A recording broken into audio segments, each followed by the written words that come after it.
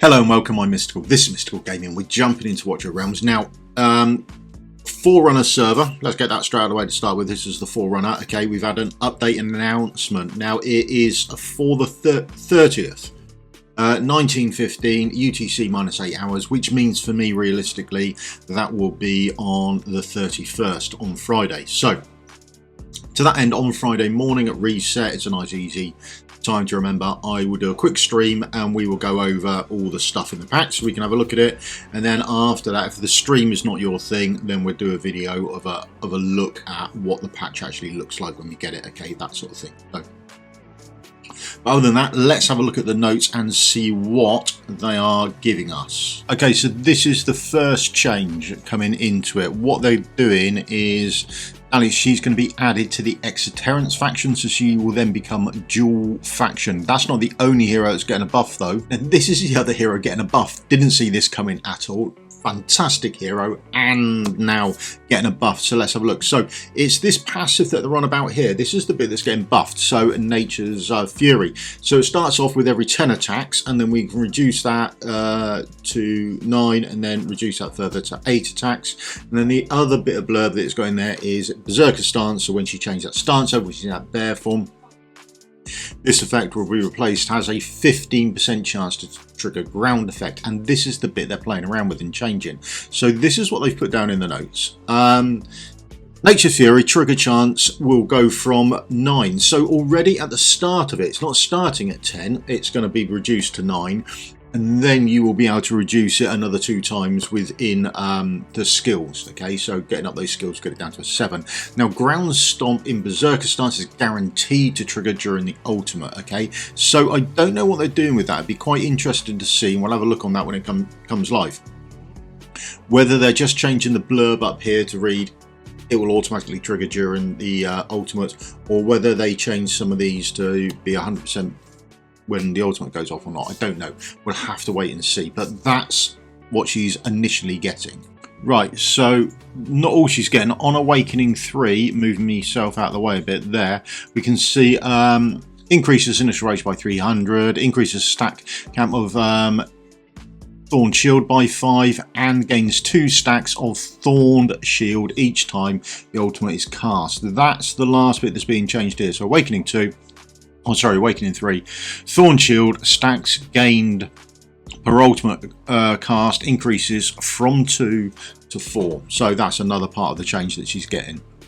So the next part that's been changed is the Awakening 5. That's been changed as well, although I don't know what's actually being changed on it. Here's the blurb. Awaken 5, for every 1 stack of Thorn Shield gains an additional 1% penetration. So whether they're adding that in to this blurb, or whether all this blurb is going and then it's just becoming this, I don't know. Normally if they're adding something in, it does say in the notes this is additional, but it says this is all it's going to read, so that may be a complete change to it as well. Okay, right, there we go, that's her buffs. Now the other part they're doing is just a lot of fixes to the other heroes they mentioned. So Kratos fixed an issue where he would sometimes display incorrect ultimate casting animation. Torador fixed an issue where second revival from Awakening 5 could fail to trigger in extreme cases, and the hero was immediately killed after the first revival ended. Beatrix fixed an issue where her summon Dream Eater could use the incorrect counter under certain conditions, and Cynthia, they fixed an issue there apparently where her summon could use an incorrect counter under certain conditions as well. So they're all getting fixes. Now the next part you're going to have to help me out with. I don't know anywhere else. I don't have him, so I don't use him, and I don't know where else it's used. This is the only one that springs to mind. So this is what they've put. Other adjustments. Modified mechanism of HP deduction effects that some heroes apply to allies. When the target has a shield, the shield will be ignored and HP will be deducted directly. Okay, so I know he's got an HP deduction here on allies. I don't know if it affects anyone else. Anyone think? That's another adjustment that's been made. I don't know how it's going to affect him or what, or if you'll notice the effect at all, but that's been changed. Now the last part is to do with healers, and it's to do with fatal damage. So the 2 healers it's going to affect are there, and this is all it says: fix an issue where fatal damage mechanism sometimes did not work correctly on these two healers. So there we go. That's it. I've never noticed it not work correctly, but apparently it doesn't all the time. So there we go. They are also being changed as other adjustments. Okay, so this is the next bit that's hitting the patch notes. Now, unfortunately, I haven't heard anything more about molten crystals. Don't seem to be mentioning much about that, but they are talking about this. This debuff here: every 50 seconds, all allies on the battlefield enter a sleep state, drowsiness. Now, this is one of the things that's being changed. Optimized drowsiness tag in Halls of Illusion, changing the effect duration from permanent to 10 seconds.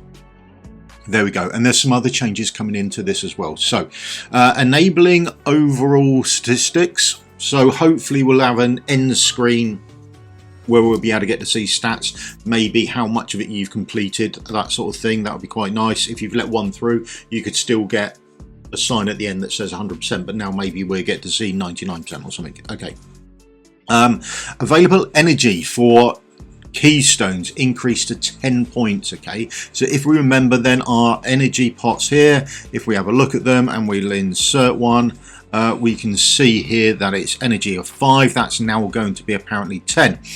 Unlocking auto battles for levels 3, 4 and 5, so that would be nice. And then the big one at the bottom here, added low level Trial Keystone storage. So they're going to have a low level and a high level keystones, which would be stored separately, giving players greater total Trial Keystone storage capability. There we go. So that's the couple of changes that are coming in from Malrik's halls. Looking forward to that, although I wish we could get hold of some of these molten crystals. I don't know why we don't, but there you go. So the next thing they're doing is they are boosting our rewards from Abyss. So if you're doing Abyss, then you're now going to get slightly better rewards. Doesn't matter where you do it, it's this chest here that's getting the change. Okay, random mythic gear chest, open to obtain 1 mythic tier 2 gear.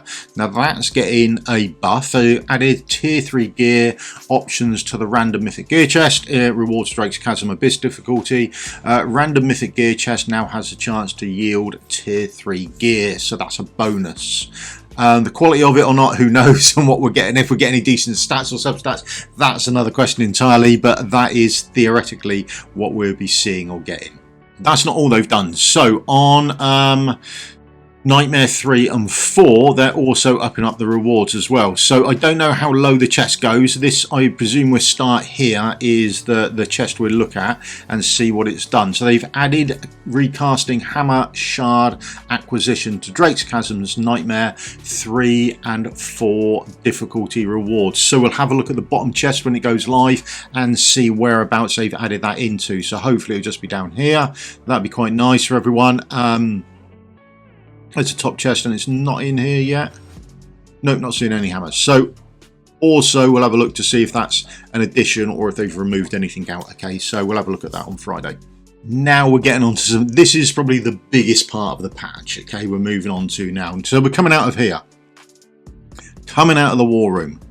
We are going down into our raids.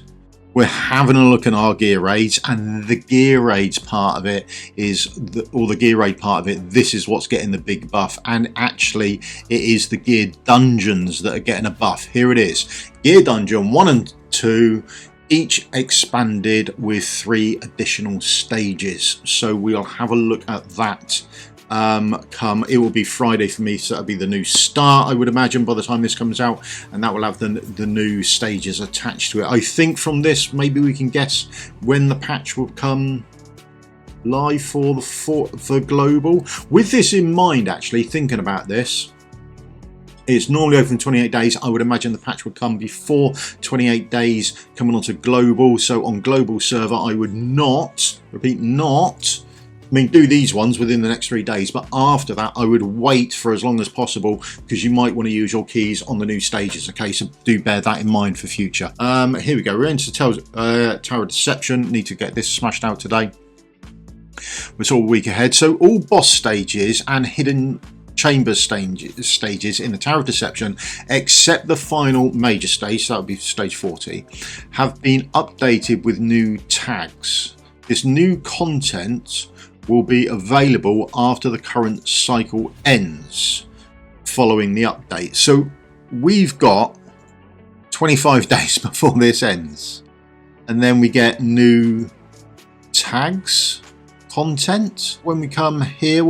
Are these the tags that they refer to? Because it does say hidden chamber and bosses, so that is my assumption.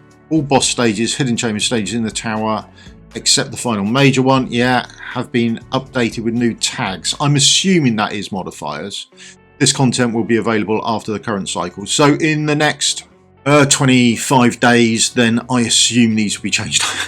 Then I don't know. It seems strange they've used the word tags as opposed to modifiers. But that's it. That's everything they've brought out, or everything they've said. We'll just quickly go through it so we can check that we've got everything. Update coming on the 30th. For me, that's the 31st. Yeah, she's coming over to Exeterrence. Talon's getting a buff. They're getting some fixes.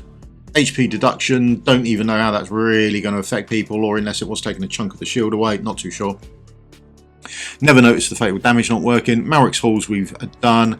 T3 gear we're aware of. Recasting hammers. Gear dungeons 1 and 2. Extra stages. And the final boss in Tower of Deception. There we go. That is everything on there. Thank you very much for your time. If you leave me a thumbs up, like, subscribe, help me out massively. I'll see you all in a video again soon. But remember to share this out so other people can get to see the content. Now remember, quickly, last thing. This is the Forerunner. This is not global. Now on that, I will do a stream on Friday, so you can come and have a look at it. Feel free during the stream to ask any questions that you like and have a look around, stuff that you want to have a look around. That's very much how I run the stream. If a stream isn't your thing, have a look later on. I will release a video about an hour or so after the stream that will show you the content that's out and about, and we can have a look at how it actually looks. Okay, right, thank you very much for your time. Cheers.